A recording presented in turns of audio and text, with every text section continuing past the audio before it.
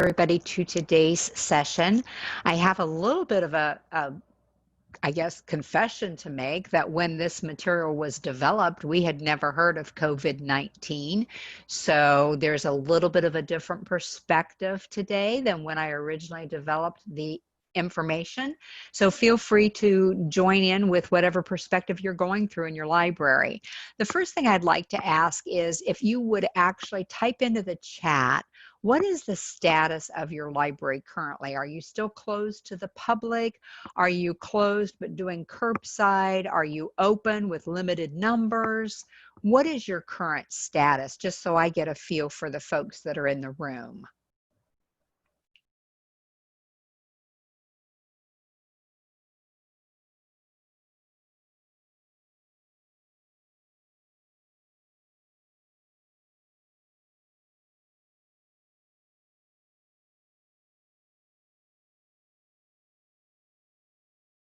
I see several open but limited, a closed, another closed with curbside pickup, curbside with computer access, lots of variations in between.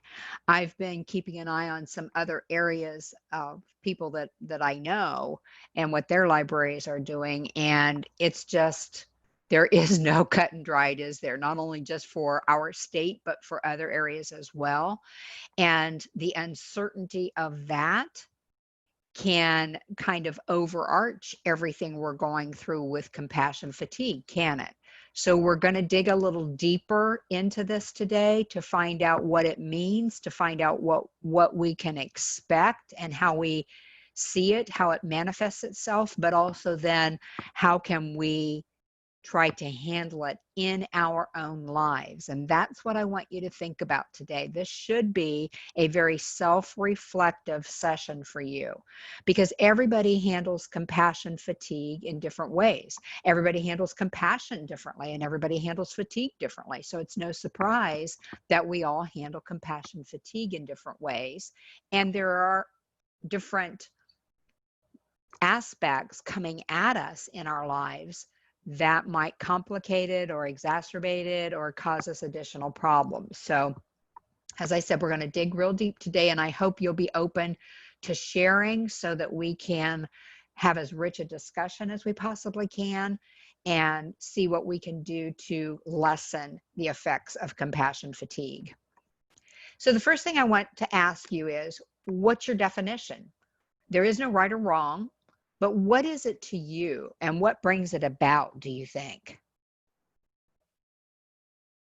What did you think of when you saw the title? What popped into your head? What phrase, what emotion popped into your head when you saw this title? Numbness. Wow, that's a good one, Jeremy. Hadn't heard that. Yeah. We just go numb with one more person, one more person. Yeah, with fatigue, we're tired, aren't we? You know, I talked to somebody this morning, actually emailed, and that person was expressing how weary they feel. And they don't work in a library. As a matter of fact, they don't even work. And it's still wearying what we're going through right now. Lisa said the physical and mental exhaustion that occurs when you've been caring for too long. Yeah. And I'm going to change that to so long, right, Lisa? Because we still want to care, and it does feel like it's been too long, but we've been caring for so long, haven't we? And we don't want to lose that. And that's the danger. If we're not willing to face what we're going through, and we're not willing to step back and say, okay, what can I do about this? Then it's easy to stop carrying, isn't it? Not deep down, but to, as Jeremy said, we kind of numb ourselves because we can't handle anymore. So we've got to figure out ways individually in this room today that this person and that person and you can handle your own compassion fatigue better. Now, you notice I didn't say you can eliminate it, because if that's what you're here for today, I can't help you. I don't think there's a way to do that. At least there hasn't been in my own life. So I know that when I was caring for my husband while he was going through his cancer and the after effects and all that, it was 11 years. And there were times where my body felt physically heavy with fatigue. So it's something that we go through, and then I'd have to step back and say, what do I have to do to lessen this? I couldn't fix it. I couldn't change it, but I could lessen how I was feeling. Physical, and yeah, starting type weariness, exactly, Heather. Physical and mental exhaustion, all of the above. So you're not alone. You need to know that right from the get-go. None of you are alone in feeling this way. And the library profession has this sense of serving and being compassionate every day, every week, every year, and then compound it with all of the stuff that is going on right now.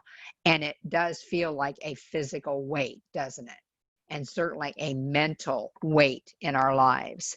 So thinking about that, just want to tell you what the definition, when I looked it up, when I was developing the materials, I looked it up to see what it said. And it said, focusing on others without practicing self-care. And I noticed none of you thought of yourselves when you thought of yourselves as far as weariness and physical and mental exhaustion and all of that, but you didn't think of yourselves in terms of not practicing self-care, did you? And I'm not reprimanding you in any way. That's what happens. We get so overwhelmed with taking care of other people that we forget self-care. And we're going to spend some time at the end of the webinar talking about what that self-care might look like for each of us, because again, it could be very different from one person to the next. But that's the quote official definition, but it also had in the definition that I read that it can result in apathy, isolation, and bottled up emotions. I don't see any positive there, do you? Apathy and isolation and bottled up emotions. We're isolated enough right now. Let's not combine the fact that because we have compassion fatigue, we're going to isolate ourselves even more. So that was from a site called compassionfatigue.org.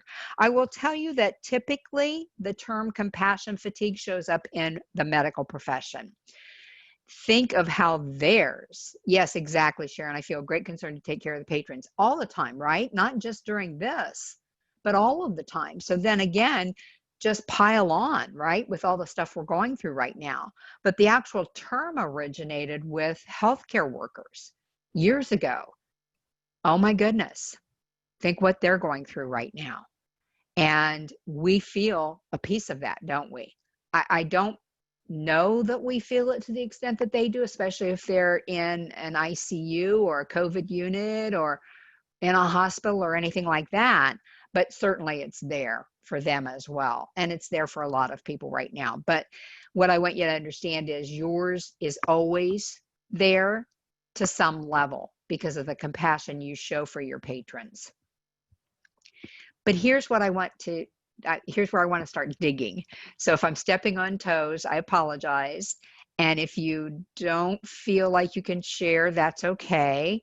But you notice that when you share, you feel like, oh, good, it's not me. So it's not just me anyway. So I want to ask you, what else might contribute to or aggravate your compassion fatigue in your life? Not anybody else's, but in your life. What might be going on in your life that could aggravate your compassion fatigue? I'm going to throw one out there and just be very transparent with you. One of the things that aggravates mine, and I do have it occasionally, not to the level you do, but I actually couldn't go to sleep last night because of this webinar. Not because I dreaded it, but because I just kept thinking I need to get through to them. I need to get through to them. And so I do have a sense of this sometimes. And one of the things that aggravates mine is that I constantly have an overarching, not even anxiety, but that sort of low level fever, if you will, about finances, because I'm self-employed and I'm the only person in my household. And a lot of the funding for my major clients has been cut from this year's budget as of July 1st. So there's always that overarching thing hanging on me. So if I'm already stressed because I want to make sure I really help you get this concept, then that just aggravates it, doesn't it? So finances is one for me, and maybe some of you have that same kind of thing going on. Lack of boundaries with family. Oh, and I want to share something with you. You all know, any of you who've been in my programs know that I am not a psychologist. I do not have a degree in this. I have a degree in life. Okay. So if any of you want to drop me an email after this webinar to talk about boundaries with family or anything like that, feel free to do that. I am always available to you. I don't travel anymore. I don't even go out of my house. So I usually have some, I'm working on a lot of intensive programs right now, but I always have time to answer emails, and I'm always happy to give you an objective viewpoint. If it helps you, wonderful. If it doesn't, delete it. It's not going to hurt my feelings. I won't even know you deleted it. But please always feel free to reach out to me, because I'd be happy to respond and help in any way I can. So yeah, lack of boundaries with family, even with friends, even with work, right? Rachel, that can happen. The news, Jessica, absolutely. I told a friend of mine yesterday, he started talking about something, politics or something going on. And I said, I just want you to know, I've made a decision to withdraw from that. I will keep in touch. I will pay attention. I will get enough of a snapshot to know what's going on. I was telling Vicki earlier that the virus is now right in my neighborhood, just a few doors down. And so that's, a little bit of a concern, but I cannot. See, that's a boundary for me, isn't it, Jessica? We need to set boundaries for ourselves as well as with family and friends and work. Did you hear me? You need to set boundaries with yourself as well as with family and friends and work. You need to know what's aggravating it and control the controllables. You cannot control what you're hearing on the news. Period. Very rarely is there anything they say to me when they're blasting it all over the TV that I can control.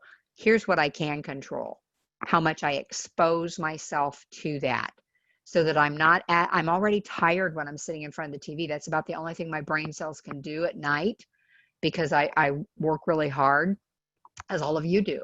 And so I relax. I've already read during lunch, and I read for an hour on the treadmill, so I don't want to do much more reading at night, but that's what's on TV. So I tend to watch comedies. And guess what happened to me the other day? I had a comedy on. It was a rerun. I'd probably seen it 19 times.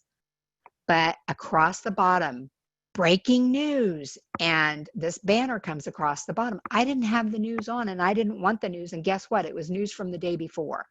I was so frustrated. I turned the channel and watched something totally different, and then finally turned the TV off and just actually sat down and did some more reading. So be aware of your own boundaries.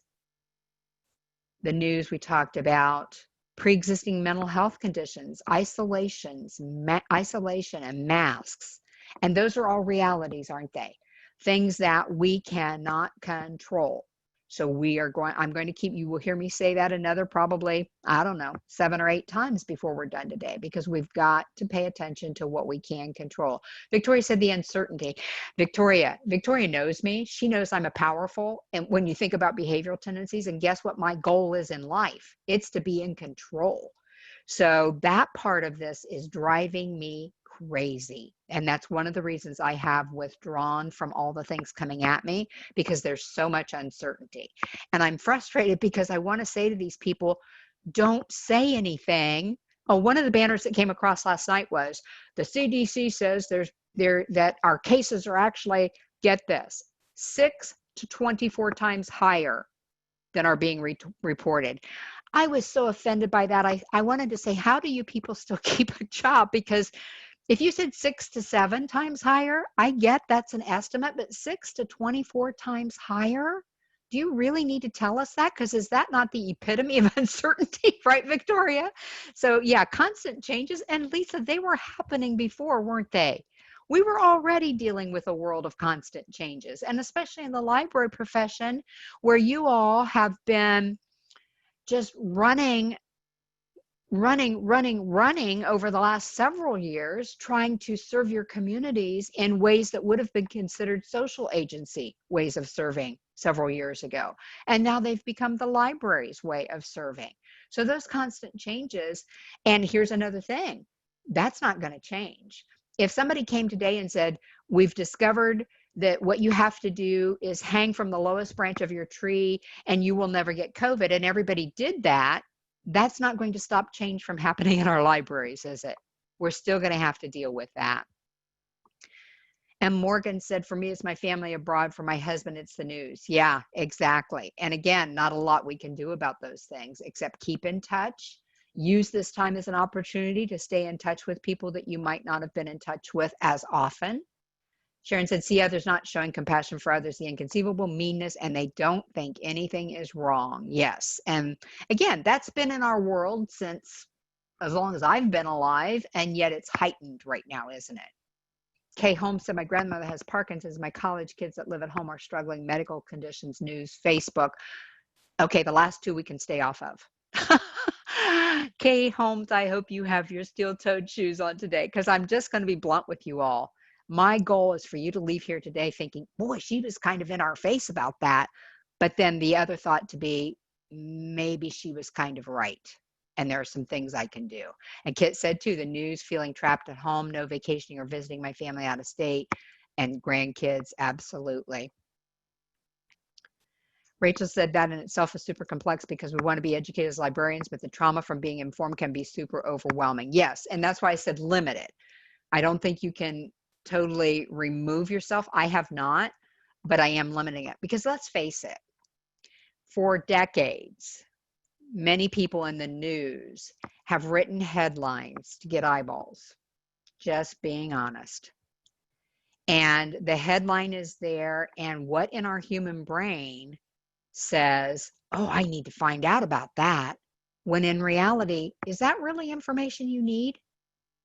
I saw a headline come up yesterday, can't even tell you what it was, but I was telling my friend last night, and I said, you know, I saw a headline, not even going to look at it. It's not anything I can use. It's not anything I need to know to help you all. So be careful of that, because I want you to hear something that I learned just a few weeks ago.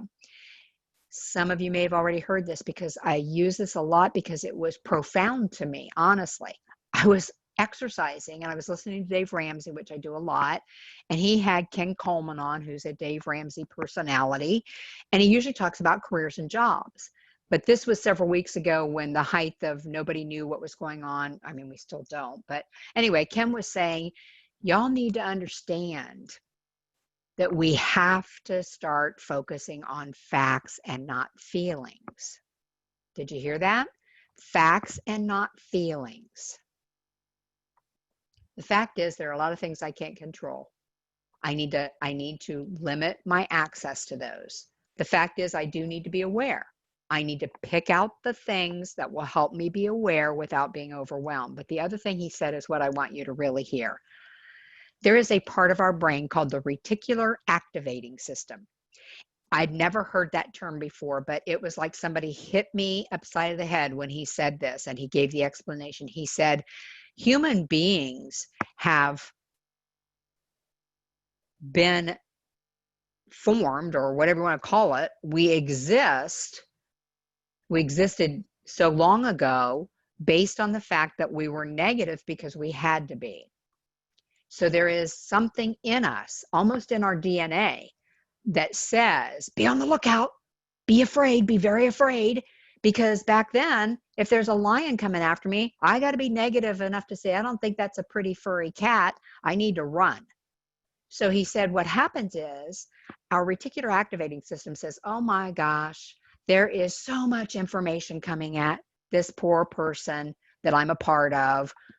I need to help filter that information because there's no way Linda Bruno can absorb all that information today. So what has Linda Bruno been focusing on the last few days? Oh, negative stuff. She seems to be really focused on the virus. She seems to be really focused on people being mean. And so my reticular activating system says, okay, that's the stuff I'll pick out, and then she doesn't have to be bothered with the other. Are you hearing that? That's a human thing that happens to us because of the way we're made and our cells and our brain and all the stuff that I don't understand at all. But there is an actual bundle of nerves that does understand that.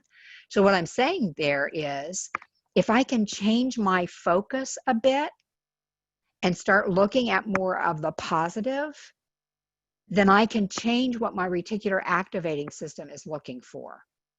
Some of you know I have a gratitude journal. I wrote in number 3067, I think it was this morning. I've been doing it for 3 years, almost to the day, 3 years.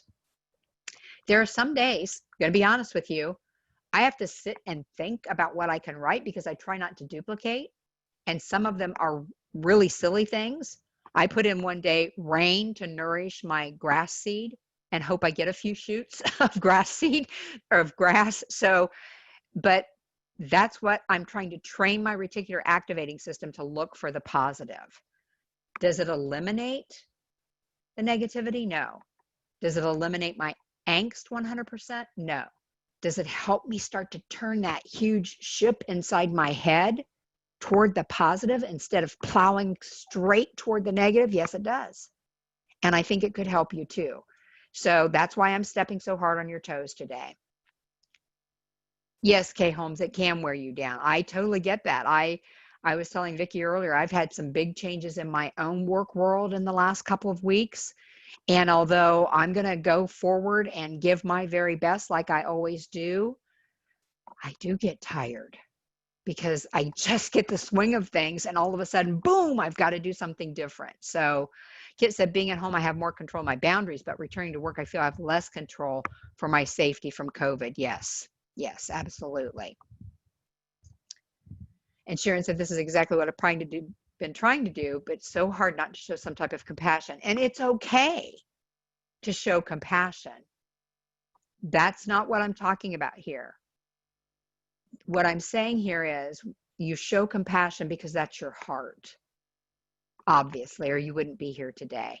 I never want you to change that. What I want you to do is protect your heart from the extra stuff that is going to make you more fatigued. And that's what you said, Sharon. Try to balance it with positivity and laughter. It's a balance, isn't it? There are days when I'm doing a program that's kind of lighthearted and it makes me feel a little more uplifted. There are other days it's a pretty heavy topic like today.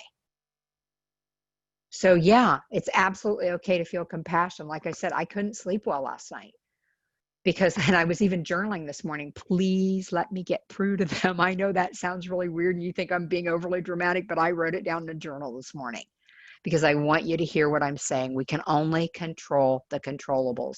We have to focus on facts and not feelings. We can still be compassionate, but we can only do what we can do. And that's what we have to remember. So I didn't mean to get off on such a tangent, but there were some really key concepts in that little piece, like the reticular activating system and focusing on facts and feelings and only controlling the controllables, that I think could be really helpful for you when you leave today. If you're willing to actually take a step back and say, yeah, I've allowed some of this to happen, because we do as human beings. I do. When I engage too much with my negative friend and he starts just really getting ramped up about something, and I will say to him, tell me something I can control. And usually he gets quiet and we start talking about his dogs. I can't control them, but it's a lot more fun to talk about. So I want you to think about this through the lens of emotional intelligence. And I'm only going to cover a couple of pieces, and we're going to cover them very briefly because some of you have heard me talk about this before, but it is foundational. Sharon said, I was restless also, but I'm so glad with this format, it's less intimidating. Good. I'm glad to hear that, Sharon. I never want to intimidate people. Somebody asked me something the other day about what I was doing with a certain program. And I said, you know, the only way I know how to talk to people is just to talk to people. I can't really be structured and formal and stiff because I'm not. So I hope it's helpful for you all. But some of you have heard me talk about emotional intelligence, but I want you to think about this. There's no way I could do a program on compassion fatigue without talking about your emotions. So we're going to take a very quick look at that. And the first piece is self-awareness. Now, I've already pretty much been in your face about that, haven't I? About you being aware of what you're going through, what you're feeling, what you can control, and later in this webinar, what you can do about some of it. So what are some aspects of self-awareness? Well, the first one is knowing which emotions I'm feeling and why. For me, as Victoria was saying earlier, when some of these emotions attack me, and they do kind of out of the blue, maybe not for you, but that's what happens to me, where I'm just going along sort of humming in my mind, and all of a sudden I get a feeling that I'm uneasy or I'm discouraged or whatever it might be. I need to know why, because I'm paying my bills. I have work through at least the end of September. I'm not sure after that. I'm healthy. My pets are healthy. I have a home, all of those things. So why are these emotions assailing me? I need to take a step back and ask why, don't I? And nobody knows the answer to that except Linda Bruno. And sometimes it takes me peeling an onion back 5 or 6 layers before I figure out what was the uneasiness about. Somebody might have just said something in a conversation, and I didn't think anything of it at the time. And when I step back hours later, I think, oh, that's what's hanging over my head. Oh, that's where my concern was coming up. So you need to ask yourself when these emotions come, why you're feeling that way. And then to peel the onion back further, just like I said, what can you do about it? Which areas can you control or lessen or maybe sometimes eliminate? Realizing the connection between my feelings and what I think, do, and say. That's self-awareness. Somebody said to me once, how do I stop those thoughts? And I said, you can't. The thoughts come. Let me just be honest with you. The thoughts come. It's your choice to say, that's not serving me well, and I'm not going to dwell there. Or there may be times where you say, you know what, that is how I feel, and I don't care what Linda Bruno said. I'm going to sit here for 15 minutes and wallow in it. And that's okay too. They're your feelings. But understand the connection between what you're thinking, what you're doing, and what you're saying. Because many times when we wallow for too long, what we do and what we say as a result creates a vicious cycle, doesn't it? Because then we say things like, I knew this would happen. That figures that they would do this. Do you hear that?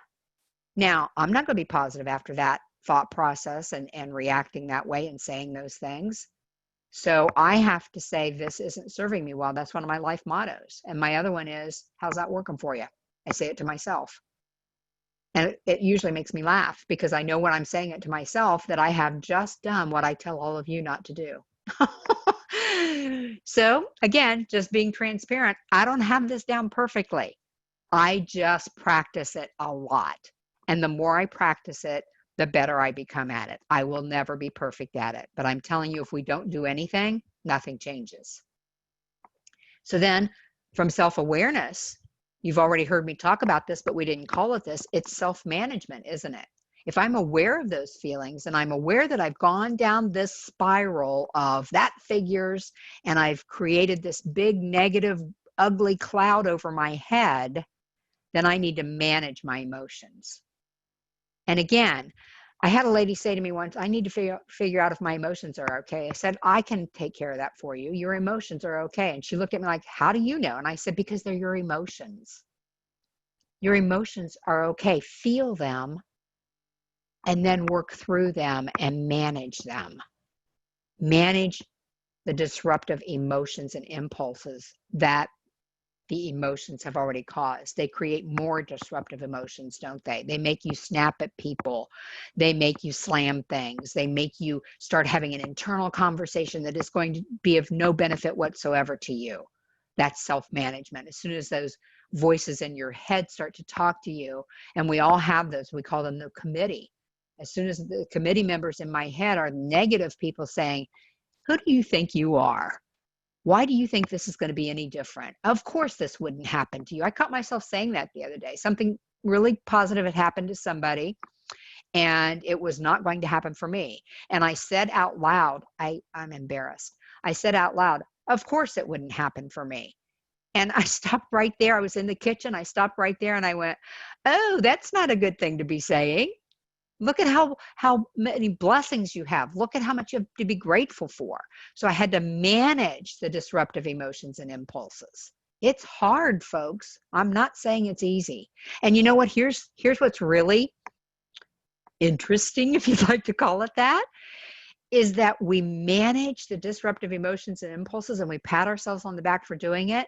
But that doesn't mean we will be able to manage them the next time. It doesn't mean that they won't come again. That's the difficult challenge in emotional intelligence is we can get better at it, but we never get so good at it that we don't have to continue to try to get better at it. So, but that's okay. If you take any of this today and you learn and grow personally through this, then you've spent very valuable time being here. So manage your disruptive emotions and staying calm and composed in upsetting situations. I look back at even 15 years ago in my life and see the difference in how whether I can stay calm and composed in upsetting situations. And if I'm looking on an A to Z continuum, let's look at a horizontal line. Left side of the line is A, right side of the line is Z, and maybe I used to be at a K. I'm now at a P or a Q. I've made significant progress, but there are still times that I'm not as calm and composed. And that's when I step back and say, I need to manage these emotions. You notice the little graphic. You were born to be real, not to be perfect.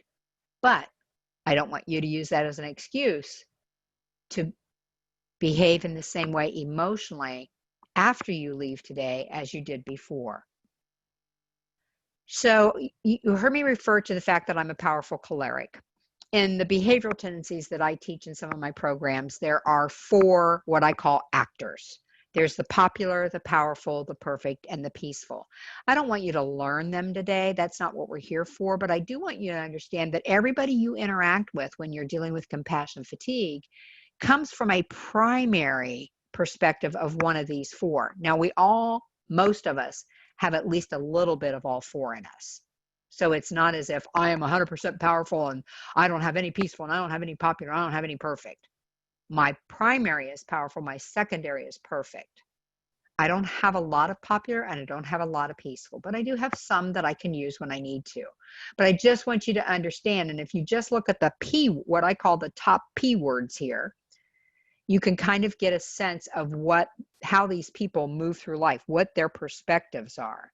So if you've got your handouts, and I really hope you do, because these can be useful to you a month from now when you slide backwards, or 6 months from now, or 5 years from now, pull them back out and refresh yourself on some of the things that might be helpful to you. But as you're looking at your handouts, I want you to think about who you are and who the people are that you might be dealing with. On your handouts, it shows strengths and struggles. So thinking about the popular sanguine, if they're popular, they're fun-loving, they're high energy, they love to be around people, they tend to be extroverts, they're the life of the party. That's why they're popular, right? So I want you to think about a patron that's a popular sanguine. How might that affect their behavior when they're stressed from dealing with life? They may not be suffering from compassion fatigue, but I can guarantee you everybody that you see and interact with has some kind of a stressor in their life, don't they? How do you think a popular sanguine might behave when they're stressed from dealing with life? Keep in mind that some of those positive things that I talked about become weaknesses if they're overdone. So if they're people loving and high energy and positive and love to tell stories and extroverted and all of that, how might they behave, just to give you a sense, when they're affected by stress? Because I bet the people you're interacting with right now as patrons are affected by stress.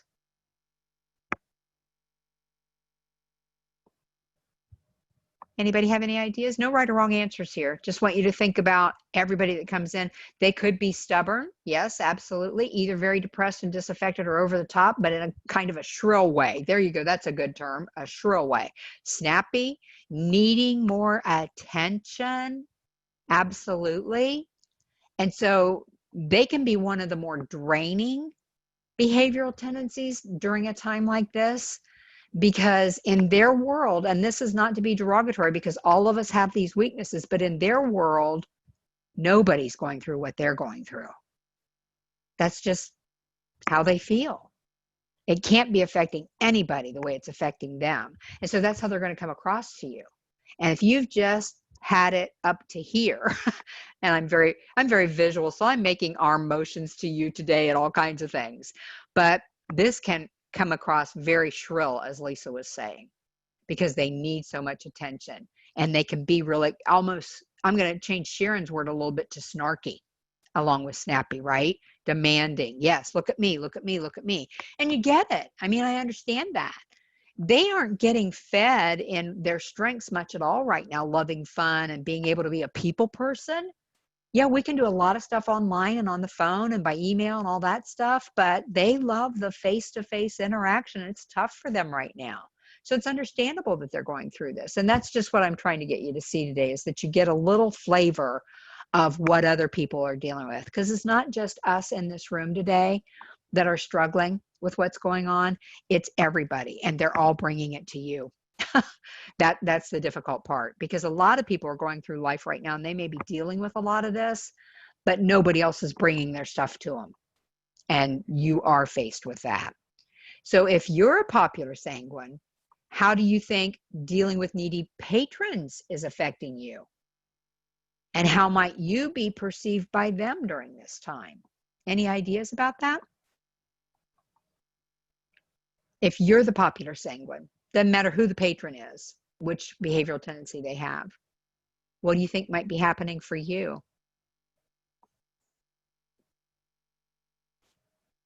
I think one thing that happens for the popular, and we probably don't have a lot in the room today because in the library world, a lot of people are either perfects or peacefuls. Yeah, exactly, Lisa. Me either. I have no idea what it's like to be that person. But think about this. If they love people and they love to have fun and all of that, and if you are that person and you're in the library trying to take care of other people, you may try to see things a little too rosy. You may try to lighten it a little more than it can be lightened right now. And so then that creates other issues, doesn't it? Sharon said, the patrons were my buffer when we were closed. It was very clear to me that they were a wonderful distraction. Yeah, exactly. So again, we're just trying to get a taste today. And I think what my real intent under this was to just help us see that everybody we interact with has something they're dealing with. And they're all dealing with it from a different perspective. That's what makes it so challenging. If we could say every popular sanguine you see today will act this way, I could give you things to do. We can't, because we don't know how they're going to act and we don't know what else they're dealing with in life that's aggravating it. If your patron is a powerful, now let's take a look if you've got your handouts there. If your patron's a powerful, they tend to be a born leader, decisive, confident. They like change. They're not real emotional typically. They're very independent. They fear not being in control. They can be an extrovert, although I'm a high introvert, so I'm a little different than what the statistics would show. They're very task-oriented, where the populars are very people-oriented. So based on that, if you have powerful patrons, how do you think they might be? Whoops, went too far. If your patron's the powerful, how might that affect their behavior? Remembering what I told you about me and my behavior. Think about this. They like to be in control. They don't like uncertainty. They're very decisive, very confident. Now think about the over-exaggeration of that. They're always right. Absolutely, Laura. Jeremy said the loss of control makes them lash out. It does indeed. Yes. Lisa said extremely bossy, entitled, vocal, loud, all of the above, demanding. Rules are not for them because we want control. They're used to getting what they want. It's very frustrating for them that they cannot control this. That's why I say I limit it and only focus on the things I can control, because it really ramps up my frustration level if I think too hard on the things that I have no control over. Some share they were all these above. Yeah, exactly. So thinking about that, just understand they're going to come in, they're going to bulldoze you, they're going to be rude, right? Because that's what they can control. If they're working in their weaknesses, hear me clearly, but a lot of times when we're under a lot of pressure, like all of us are right now, all of us, people work in their weaknesses, whether it's a powerful, popular, perfect, or peaceful. We tend to work in our weaknesses when we're under a lot of pressure. So if we know that going in and we know that's where they're coming from, we may not take it as personally. We still might, but maybe it eliminates a little bit of that pressure because we understand they feel like they're not in control. Rachel said super angry about things not going as they expect. Absolutely. Entitled, arrogant, right? When they're demanding, they will also put others down. I had one tell me if I thought the space would save me, I was stupid. Oh my goodness. You know, and I've heard, and that might not have even been a powerful, that could have been anybody right now, because I have heard some nasty comments out of people that I normally thought were very docile and sweet people. So it's one of those things to know, isn't it? Now compound that with, if they are powerful, it gets louder, doesn't it? It gets more in your face. So that's what's happening with the powerful. But think about the patron you're dealing with if you are a powerful. How might dealing with them be affecting you? Remember those positives we talked about? They could be negatives.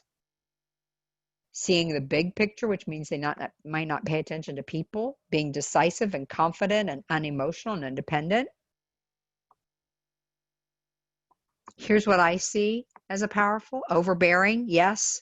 I'd like to speak to your manager, yes. But we're talking about you, Lisa, being the powerful now. The library staff person is being a powerful. Cold, yes. It's okay, Lisa, because you got it right on the nose from a patron's perspective.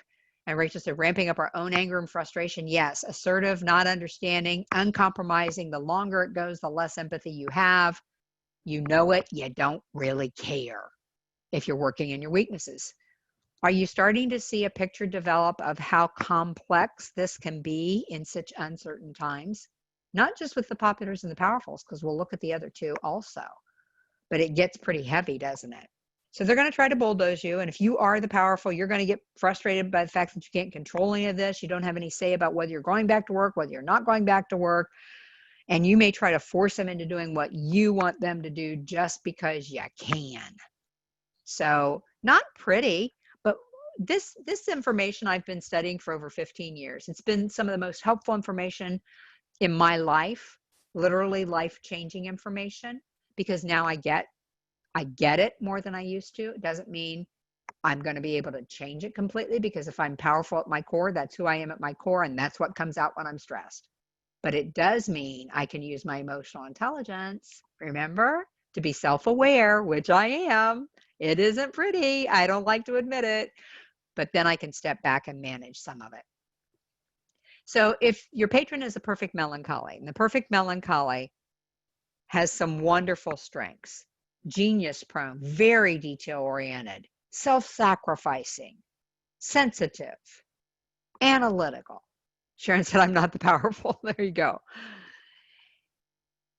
If your patron is that perfect melancholy with all that sensitivity and self-sacrificing and analytical stuff going on, how might that affect their behavior when they're stressed? If your patron is the perfect melancholy.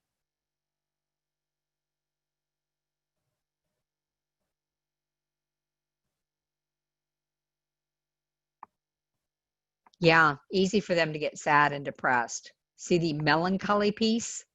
Overwhelmed, overly sensitive, right? Overly meticulous. Yes, needier. Want answers right at the moment. Who has answers currently? Yes. And they want the right answers too, don't they, Victoria?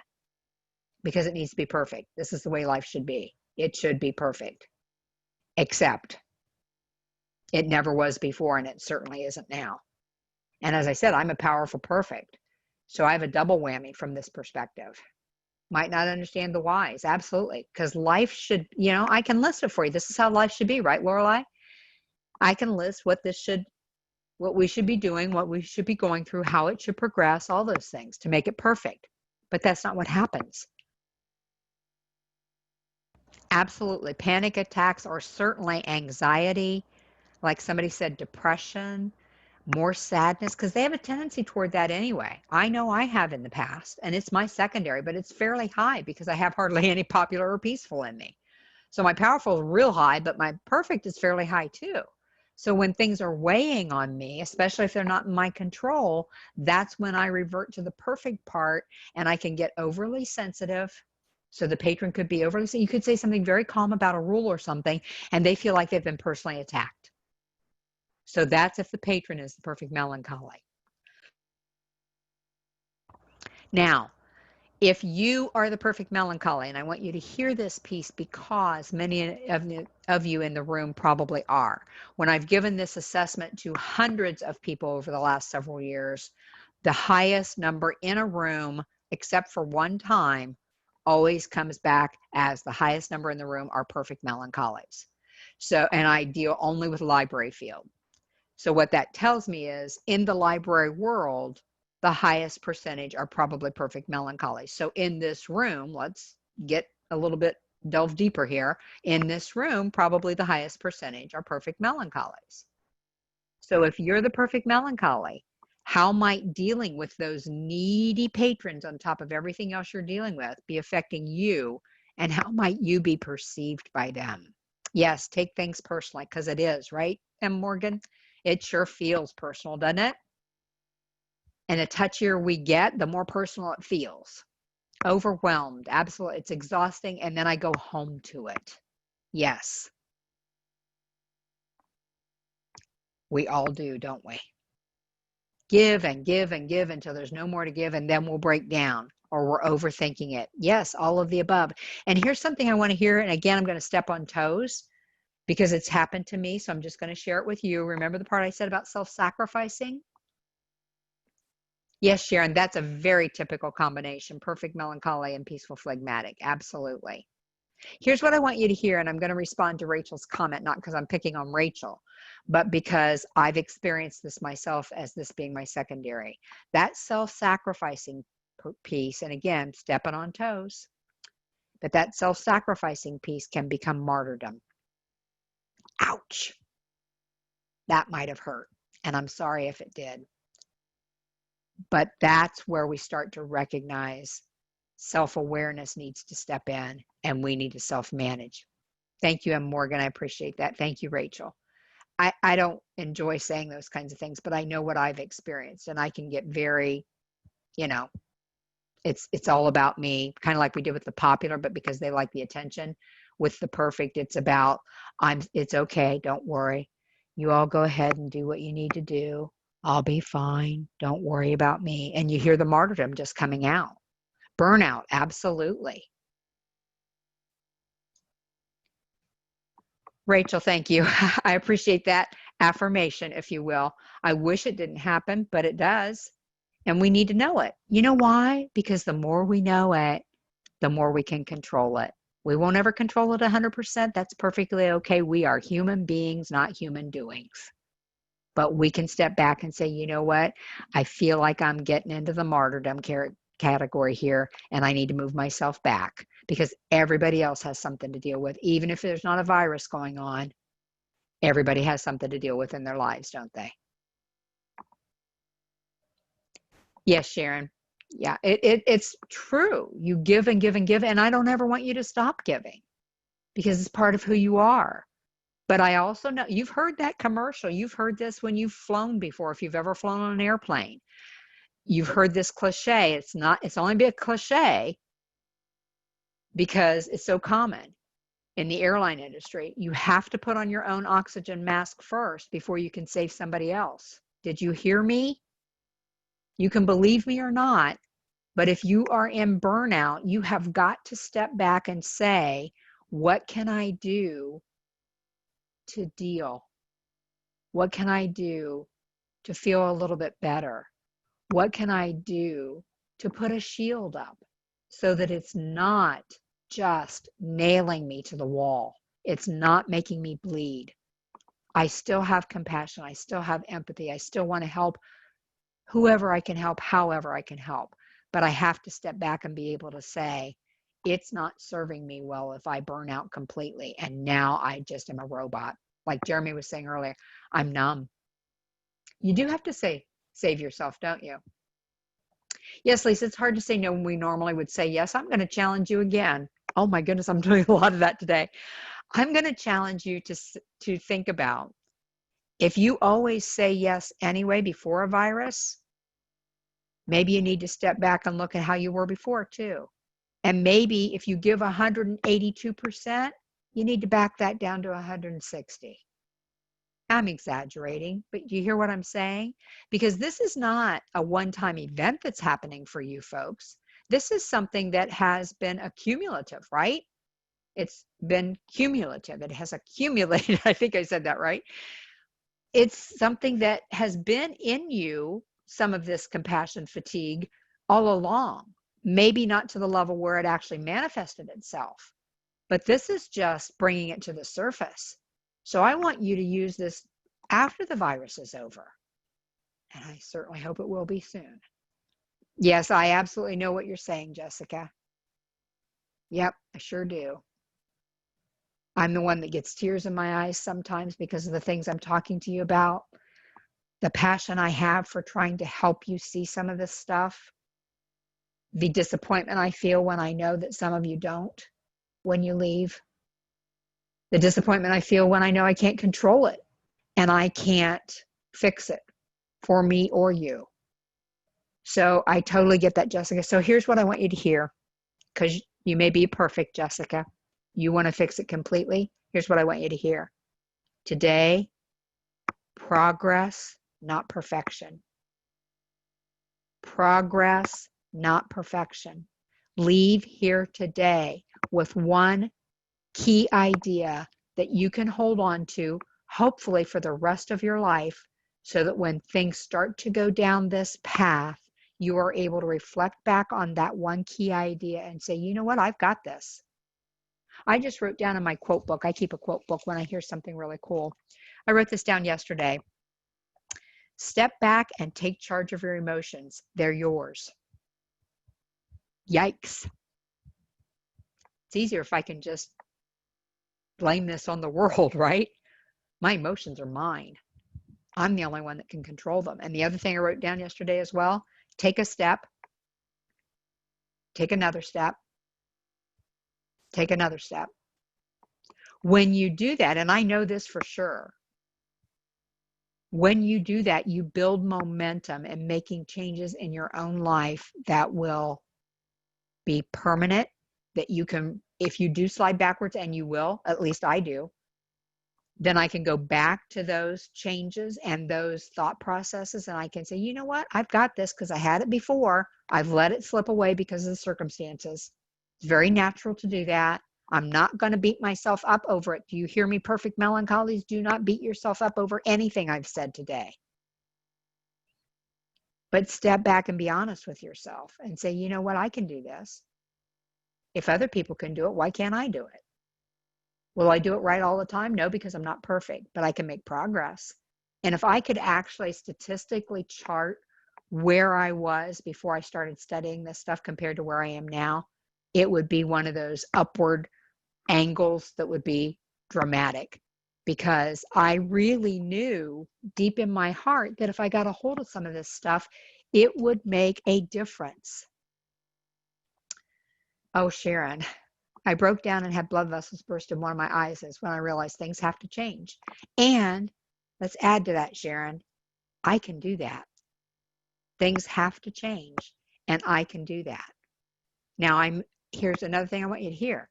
I don't want you to leave here today and say, I'm going to change how I work with people at work. I'm going to change how I set boundaries with my family. I'm going to do these 7 things for myself. I'm going to make sure I don't do, you know what? If you go out of here today with a plan of 19 things listed, you won't even do one. I think you could find 19 things from what we're talking about. You're welcome, Crystal. I hope it helps, because you know what I love about my work has nothing to do with this. It kind of does. What I love about my work is these programs like this and emotional intelligence and talking about behavioral tendencies all come at a time in my own life when I need them. And I need them now, just like you do. So I hope it helps. And again, you have my email address at the bottom of the first page of your handouts. Reach out to me if I can help in any way. Again, I'm not a psychologist. I'm not a therapist. I'm not any of those things. I just have lived a lot of life, and I have beat myself up about things. I still do occasionally. And then I have to have that self-awareness and say, Linda, this is not serving you well. Stop. Just stop. Or I have been known, and this only happens once or twice a year. It's usually about my husband because I miss him so much. I have been known to say out loud, I'm going to wallow for a few minutes because I am. That's just how I feel. Then after the few minutes are up, I say, okay, I got things to do. I got animals to take care of. You can do it. Kit said I take a walk on the beach to relax, get in touch with myself. Yeah, sometimes if you can't get out, look out the window. I look out, it's raining right now, but the grass is green. It's good. Sharon said, thanks, I'm going to do one thing, not taking it so personal. And remember, Sharon, you have that commitment today, but that commitment may go by the wayside next Tuesday. Don't beat yourself up. Just recognize it and say, you know what, I got to get back to that spot because it was pretty sweet. I'm going to get back to that spot about not beating myself up and not taking it personal. Kay Holmes said, lately I've been trying to think of a positive thing each time I think of a negative. Yeah. And even before you think of the negative, right, Kay Holmes? Because that's why I do my gratitude journal in the morning. It starts me off on a positive note. So that's the perfect melancholy, a little longer than the other ones because I know we have a lot of you in the room today, and this is my secondary, so I can relate to it a lot. So just understand yourself if you're a perfect melancholy, because you will beat yourself up more than the others will. If your patron is the peaceful phlegmatic, and let's look at the peaceful phlegmatic, very easygoing, very quiet, able to hide emotion, doesn't mean they don't have it, they just hide it well. There you go, Kit. Great idea. Make out your Christmas cards to keep busy. Because when that time comes, then we get rushed and stressed about that, don't we, and resentful.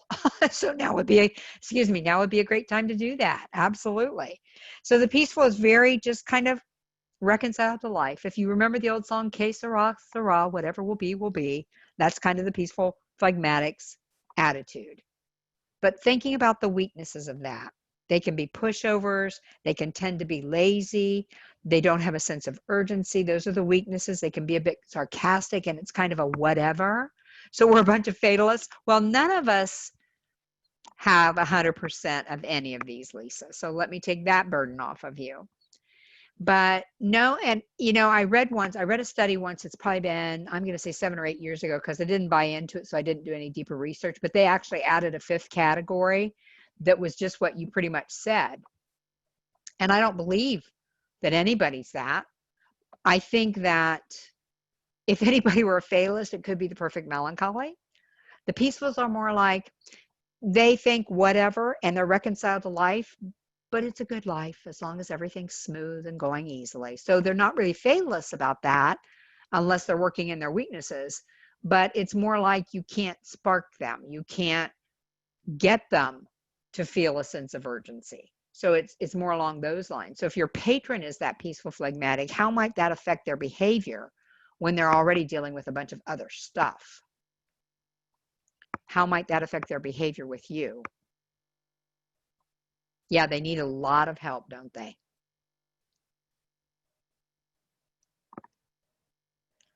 They won't make decisions.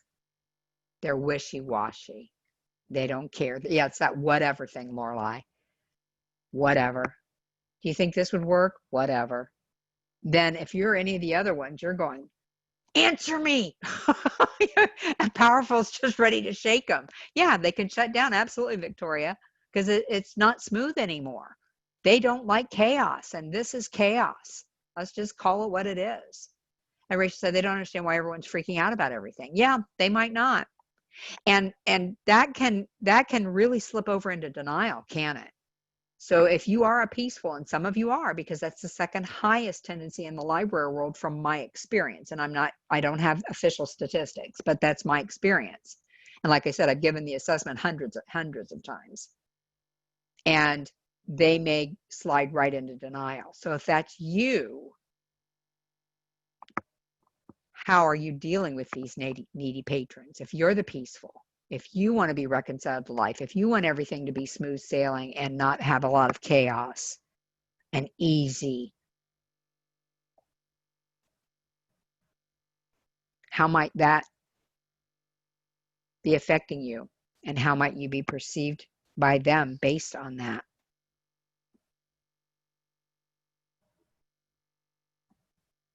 Yeah, I think so too, Lisa. Could be uncaring, lack of interest. Yep, absolutely. More impatient. Hard when a loved one seems like a peaceful, but is actually internally melancholic, can be dangerous. And that's a very common combination, Kay Holmes. The peaceful perfect is another common combination. And again, we can't go in depth enough here to really delve into these behaviors. And I've had people before just get really stressed out about, I think I'm this and this must mean this. And no, it doesn't. It just means, and I don't even call them personalities. I don't call them temperaments like some people do. And I've read debates on that from psychology people. What I call them is tendencies, because that's all we're talking about here, isn't it? We're just talking about our tendencies. And our tendencies, let's branch off here a bit. Let me read these comments, and then I want to address something else. Lisa says sometimes not being interested is true because they just need to talk, and I can't be their emotional bartender or therapist. Absolutely. And Victoria said, I'm a peaceful and I'm trying to give facts. Yes. Let's branch off from getting a taste of these tendencies to what else is affecting your life or theirs. Remember, we talked earlier about finances and health and all those kinds of things. But what other aspects of how they've moved through life might influence how they interact with you? No right or wrong answers here. It's not even on your handouts. But what other things about any human being, besides their behavioral tendencies, might affect how they interact with you?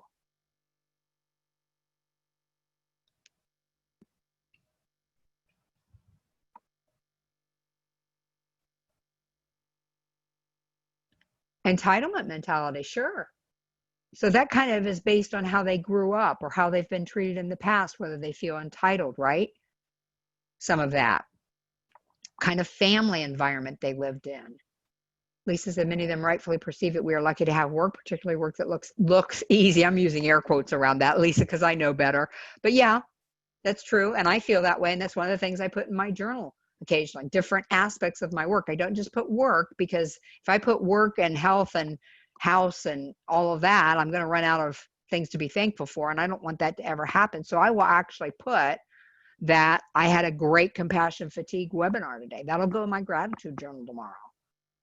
So they're right. We are fortunate to have work. And I do put that in my gratitude journal. Emily said having to use anger to get what they want out of life, especially customer service. Yeah. And you know what, Emily, thank you for pointing that out, because I was just talking to somebody yesterday or the day before, and we were talking about a couple of different instances that we had both had within a week where people weren't doing their jobs. And so now think about this coming from a powerful, and I can't control it. And I said, I just get so weary of people not doing their own work, and I have to do it for them. I'm in the middle of a situation right now with somebody and I'm a customer, but I'm having to do a lot of the work that should be handled on their end.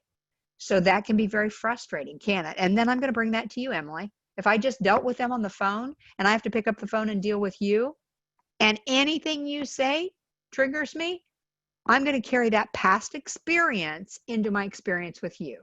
So we need to be aware that, yes, these are tendencies. And yes, I want you to understand they are inherent in us, and they do come out when we're stressed.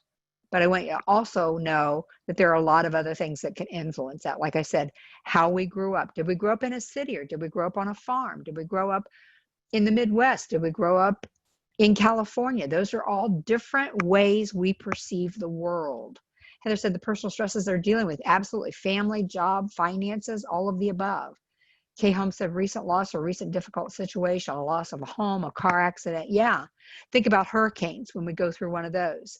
I was with some people a while back up in the Panhandle, and they're still dealing with the effects of Hurricane Michael, because it was so unexpected, even with the forecast, because none of the forecasters told them what was going to happen. So, or I said, may experience bias because of experiences they've had. Absolutely. Uneasiness of the unknown puts up guarded emotions, whether negative or positive. And I see the and yes, but I don't see the rest of that yet, Sharon. So you're probably typing furiously. So anyway, I just wanted you to get a sense so that you understand that everybody you interact with has their own issues, just like you do. And no matter how much compassion you are still carrying your own issues, just like they are. I think it was Robin Roberts, and I think she's on Good Morning America or Today Show or whatever, but a few years ago when she had breast cancer and her mother, I think, was dying at that time and some other things were going on, she wrote a book called Everybody's Got Something. And it was pretty, sounded very, yeah, whatever. And that's not what she meant. She just meant we need to be more empathetic toward each other, but it doesn't mean we have to sacrifice ourselves in the process. So, how is the information we just went over with the behavioral tendencies and some of the other things we discussed, how will that affect how you interact with your patrons and respond to their needs? What information are you going to use so far? Good, Sharon. I'm glad you're digesting it.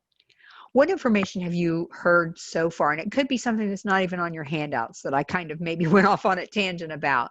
What have you heard so far that you think you can use from today's session that will help you dealing with your compassion fatigue?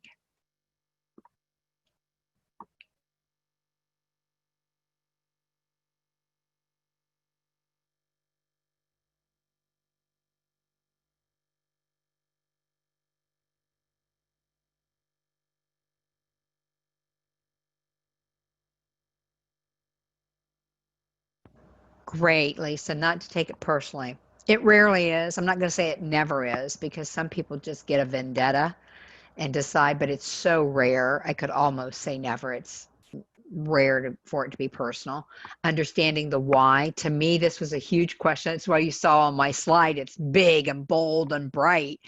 Because when I ask myself the why, I sometimes don't like the answers, folks.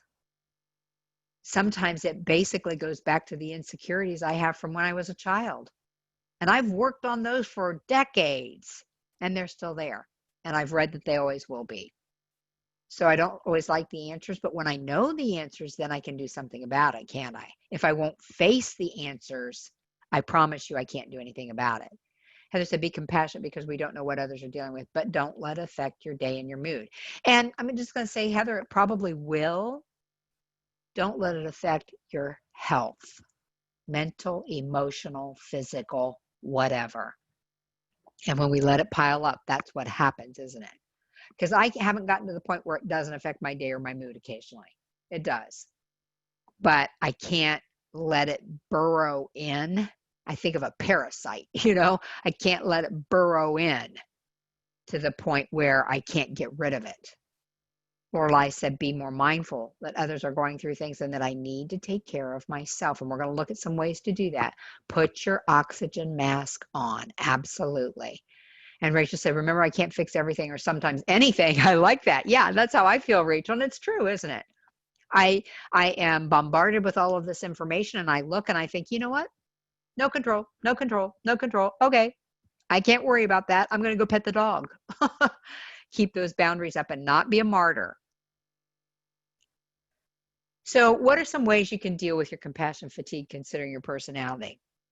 For you personally, type one in if you would. Type which one you think you might be, and we didn't take the assessment, so I know you're just guessing, but which one do you think you might be? And based on what we've talked about so far, and we are going to look at a list here in a minute, and it could apply to any personality or behavioral tendency, as I like to say.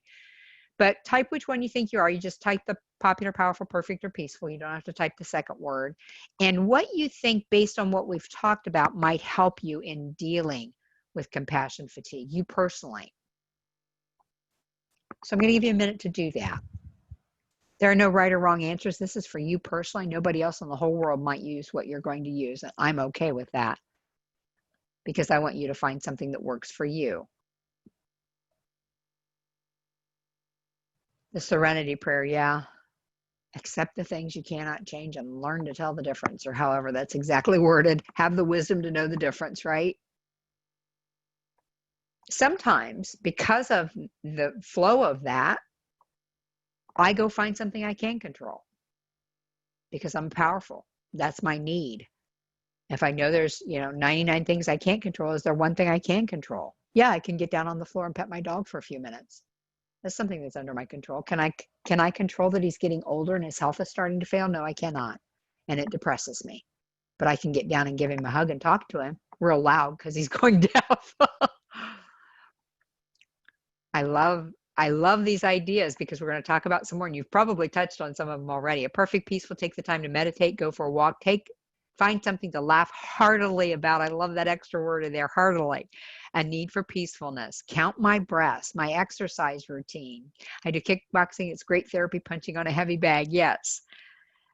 A perfect remembering I don't have to be the one to fix everything, just do the best I can in the time and situation. Be patient, put myself in another person's shoes. How many of the 4 categories can one person feel they fall into? All 4, Jennifer. Most of us fall into all 4. If we really dig deep, it's usually we're fairly high in one category and somewhat high in a secondary, and then less in the other 2. That's the I'm going to say average response. But I did have one fellow that told me he didn't have any score in 2 of them, but he did have 2 really high scores in the other 2. So that does happen. What I will say is that realistically, rarely is there somebody that's even in all 4, but we can learn to adapt to pull out the pieces we need to make it appear that we're even in all 4. In other words, I was working on a team project several years ago. People didn't know me. Somebody else was in charge of the project. And later we all took the assessment. I already knew what I was because I've been working with it, and so did they, but we took it together so we would understand our team. And most of them guessed that I was a peaceful because I wasn't in charge of that project. So I was contributing and I was helpful, but I wasn't my normal take control self. So do you see how we can use that, Jennifer? The more we know about it, the more we can use the pieces of those tendencies when we need them. We can adapt. Rachel said, perfect focuses on facts and data, not the hype news pieces. And boy, are they rampant now.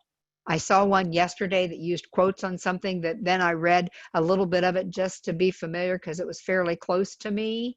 And I wanted to make sure I knew what was going on. And when I read, the police report actually gave it as a fact when it had quotes on it in the headline and made it look like it was just a guess. So, it's that kind of stuff that just drives you crazy, doesn't it? Take breaks while I work, said Lisa the Peaceful, and take a walk. Victoria said, I've taken the test and I'm peaceful. I walk away at times. Yeah, you need to understand that's emotional intelligence, isn't it, Victoria? You understand, you have that self-awareness, and so you self-manage by walking away if you need to. I'm working too much because I want to give people what they want at that exact moment. It's hard for me because I'm working from home and I can't leave work. I know. I do the same thing. My office is in my home. So I actually close things. I close the notebook I'm working on. I close the folder I'm working on when finally in the evening I decide to leave work. Jennifer, yes, I see that. I was having difficulty determining my categories, and yes, I see more in one than the other. You're welcome, Jennifer. Sharon said, I go to my garden. I watch my fish tanks, watch nature and the birds, Cookie, my doggy. Yeah, those are always helpful, aren't they? Well, most of the time they're helpful, right? Okay. So I'm going to talk to you about some self-care here because we talked about that earlier in the definition, didn't we? Where we said we will take care of others while ignoring self-care. That's the definition of compassion fatigue. We don't use self-care. So we're going to look at some things and just go through this list with me. It's not on your handout because I don't want you to think all of these are the ones you need to use at 3:32 today. I want you to say, I think that would be helpful to me, especially now that you've reflected on, based on who you are, what might actually be helpful. So the first one says, listen to your body. Know what the signals are. I carry a lot of my tension in my shoulders. And I know that when I'm moving around and my shoulders are tight, I'm carrying something that I'm not acknowledging. So that can be the first beginnings of self-care, Candid, because I can't do anything unless I'm listening to the clues that my body is giving me or my mind. Like I couldn't go to sleep last night. I said out loud, my mind is running 100 miles an hour. And it was. I did eventually get to sleep, and I didn't even wake up at 3:30 like I do sometimes when something like that's going on. And it wasn't that it was anything I needed to write down so I wouldn't forget it or anything. It was that I was just really wanting to make sure I got through to some folks today. And I typically am pretty aware that I don't get through to everybody, but those who are willing to say, you know what, I don't like facing this about the way I'm moving through life at this moment, but I know that there are some things to learn from it, and that will be helpful. So listen to your body. Is it a headache? Is it shoulder tension? Is it whatever it might be? Ulcers? Is it whatever? Exercise. I know, throw rotten tomatoes at me. Virtual rotten tomatoes. I will tell you, and some of you have heard me say this, whoever told us that you will get used to exercising and you will actually look forward to it after a few months lied. Because I've been doing it for a few years and very consistently for the last 3 years, very consistently. Now, do I know that it makes me feel better? Yeah, I got to tell you, I'm 100% sure of that. That's why I keep doing it every day. It could be Lorelei, but I haven't found one that works for me. What I have found is the best possibility for me is I had to quit. I was using the treadmill and I would use an incline and a decline and speed it up and slow it down. And that was better for my heart. But I have arthritis in my feet.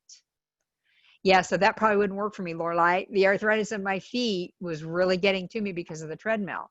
So I found some fabulous shoes the other day. I'm so excited, more than I've ever spent on any 2 pair of shoes probably.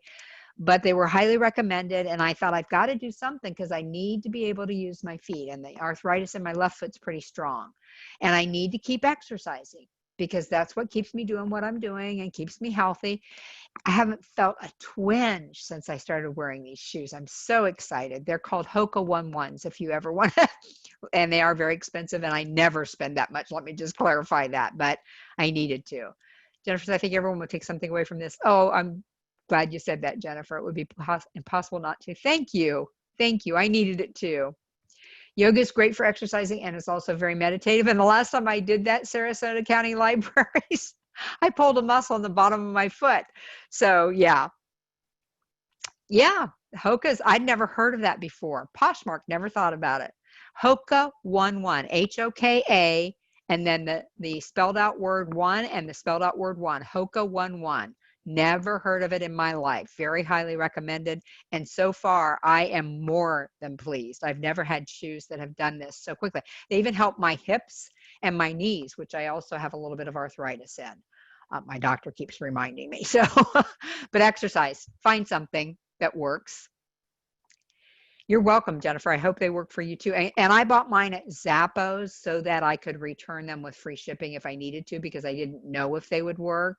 I have no intention of returning them unless they just fall apart in the next few weeks. Find quiet time, and I put or not. If you are an introvert like me, your sanity, and I'm not exaggerating, depends on your quiet time. But if you're not an introvert, you need to keep active. You need to keep contacting people, keep interacting with people during this time. Know which one you are.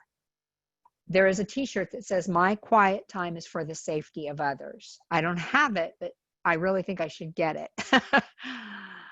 Okay, good, Jennifer. I'm glad to hear that. So find quiet time if you need to. I don't care if it's 5 minutes. If I don't start my day with quiet time, you don't want to be around me because I am Miss Cranky Pants and it's not pretty. So that is something that I've carved out of my day to do my exercise and my quiet time most of the time.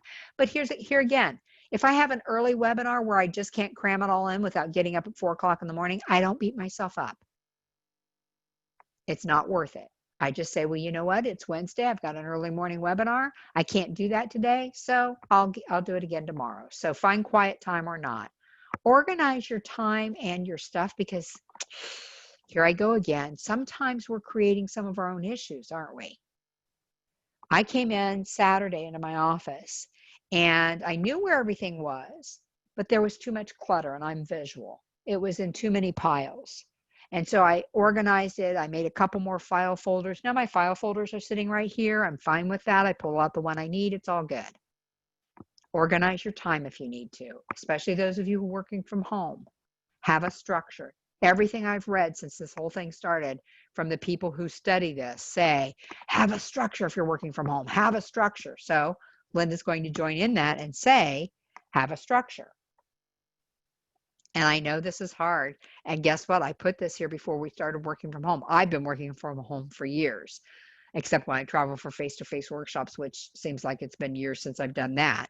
But figure out a way to leave your work at work. If it's close the door to that area, if you work off of the dining room table, if it means picking everything up and putting it someplace else for the evening, whatever it means, you need to find a way to leave your work at work. It's too easy to get drawn in. And if you are an introvert, never having that piece of time that belongs solely to you will be much worse than the compassion fatigue, because you're creating your own fatigue at that point. A few more: develop some outside interests or hobbies if you've got time to do that. Of course, most of us like to read. I read 2 to 3 books a week. My hobbies are the kind of things where if I'm going to do them, I need a big chunk of time, and I typically don't have a big chunk of time. But when I do, it's painting or writing. Gives me a lot of relief. Develop a relationship with your supervisor so you can ask the questions you have about what's going on, so that you can let them know how you're feeling. Avoid or at least limit negative coworkers, negative family members, negative friends. Are you getting a picture here? Somebody said to me, I can't avoid them. And I said, but you can lessen your exposure to them sometimes. Not always, but you can often. I have my friend I told you about that's very negative. I love him. I've known him for decades. And he calls me his best friend, but he's a very negative person. And so there are times when I will see that it's him on the phone and I'm in a state of mind that I can't lift him up. I'm too busy lifting myself up, and I just won't answer right then. I'll call him back, and we usually have a 40 to 60-minute conversation when I do. But I avoid it when I need to. Again, self-awareness. I'm aware of when I need to avoid it, and I manage that by not getting drawn into the negativity. Make sure you have control over your finances. That may feel like it's overwhelming right now, but what can you control? Can you control not spending money on XYZ at Walmart or at Publix or whatever? Even if it's $5? Jeremy said, I'm in a different location. Really miss my supervisor right now. She was very positive and fun. You know what, Jeremy? Here's something I'm going to tell you to eliminate a piece of your compassion fatigue today, is write her a note. I bet she doesn't hear it often enough, and she probably doesn't get it in writing. So I'm just going to throw that out to you. That might be a fun thing to do. Acquire new skills while you're off. If you've got some time, and I know this is happening a lot, so I should really just say this is a given, because my clients who are mostly the MLCs around the state have told me what their statistics look like, since many of you are working from home, because people are hungry for training. They're hungry to have something to do. Good, Jeremy. I'm glad to hear that. She'll be thrilled. And I bet if you actually put it in a note and mail it, she'll never get rid of it. If you write something personal about how positive and fun she makes your job. Identify a friend that you can talk to. Just don't be the one that they won't pick up the phone for. You want somebody you can share stories with, but you don't want to be the person they're avoiding, right? Delegate if you can, even at home. It might be something that would be helpful to you. Make time for yourself daily, whatever that might look like. I just had a message come up from Zoom that said my internet connection is unstable, and we've got dark clouds here, so I don't know if that's it or not, but hopefully I'll still be connected with y'all. Create a transition ritual from when you leave work, whether it's physically leave work to when you come home. If it's at home, create a transition ritual. What do you do? When I leave my office, I'm making this up. When I leave my office, I go get a cup of tea. That tells me I'm done with work. Or I change clothes. That tells me I'm done with work. You trigger your mind doing that. Your mind is much, much smarter than you give it credit for. So create a transition ritual that will help you. Learn to say no. Some of you mentioned boundaries. This is so important. It might be at work. It might be to your best friend. It might be to your significant other or your kids or your siblings or whomever. Not all the time. I don't want you to be a selfish person. That's not what I'm talking about. But I have clients occasionally ask me for things that really don't feel like I would enjoy them. And I turn them down. Exactly, Laurel. I thank you for adding not feel guilty. When I turn them down, I think, oh, I could have used that income. I'm self-employed and I don't know what's going to happen with my income next year. But you know what? Life's too short. Say no. Don't feel guilty. Don't get to be the person where you look self-centered, which I know none of you would. But I love that you added that not feel guilty part. Limit your trauma inputs, the news, the headlines, the people yelling in your ear about how the world is ending. It may be, but none of us know whether it is or not, and we don't have any control over it. Facebook, thank you. Twitter, Yahoo News, some of the news stations on TV, most all of the news stations on TV, right? Limit your trauma inputs because you're in control of that. That's on you. Yes, you do need to be aware, but I bet if you told your supervisor that you were trying to take a news fast and you just needed to be updated on what the library needs to know, I bet that would be different than what you are feeding yourself. Know your own boundaries when you're setting them. Know what your boundaries are. What other ideas can you collect for self-care? Something else that you do specifically. Is there anything you do specifically as we wrap up today? Don't forget to keep margins in your calendar too. When we were talking about quiet time and all those kinds of things. When you look at your calendar, and maybe it isn't happening as much right now because activities are so limited, but there are some of you that have looked at your calendar in the past where every time slot is filled with either work or obligations to family activities or sports or other kinds of activities or committees or whatever. If you're an extrovert, that may be very fulfilling for you, but if you're an introvert, you need to create some white space, don't you? And protect it. I see try to get enough sleep. Yeah, and try is a key word. I got an app a few weeks ago, a meditation app for going to sleep, and it has helped me sometimes, and then other times I have to get up, turn on the light, and turn it off. But it has helped sometimes. So I'm willing to try anything to help me get good sleep. Good music and dance, yes. Heather said, I love the term trauma inputs. It's more motivating to not look at new social media if it's called, but it is that, isn't it? And it always has been. It's worse now. It's absolutely worse now, but it always has been trauma inputs to me. Yes, sleep. Try to hold in the stress and try not to hold in the stress until it explodes. Yeah, easier said than done. So remember, Rachel, I'm going to challenge you specifically. Progress, not perfection. Next time it starts to happen, I want that self-awareness to pop up for you. Picture me in your pocket. Linda Bruno said, I need to be aware of this and I need to manage it. Whoops, I didn't make it this time, but I made it last time. Progress, not perfection. Lisa said, be in charge of your calendar. Bullet journaling is the best. Charlene said, exercise, even if it's not my favorite, it really helps my mental health. And it always helps our physical health, don't we, Charlene, no matter what it is. Talking books are a great relaxer to get to sleep. Good, good. I'm glad you found some things.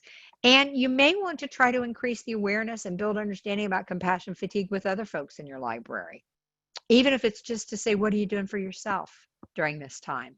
I know we're all weary. I know we're all overwhelmed, but what are you doing for yourself? That might be the way that you can approach it in your library. Thank you for being here today, and thank you for helping. I hope I've helped you, and I hope to see you again in the future. And remember, if you need me, just reach out by email. Thanks, everybody.